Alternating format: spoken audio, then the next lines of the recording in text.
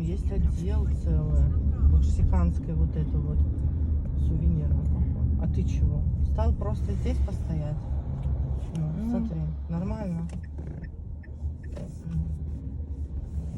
Финиковая пальма. Это настоящий корсикан. Куда тут можно выехать вообще? А нет, они выезжают не туда. Может, когда я приеду, вернусь. Почему Да. не сделать это еще? У тебя 11 часов, надо, 12 Юля, выйдешь, 2 часа это, прокатаешься. Это очень... С 2 до 3 мы даем, а пока ты будешь Не. кататься, мы все купим. Не, это очень рискованно, я не хочу А поехать. ты что творишь? А он заезжает меня. Ну вот этот вот Это вообще известняк. Нет, он просто здесь решил развернуться. Это не он заезжает. заезжает. Что, блядь, не Мама, смотри, понимаю. паровозик с туристами.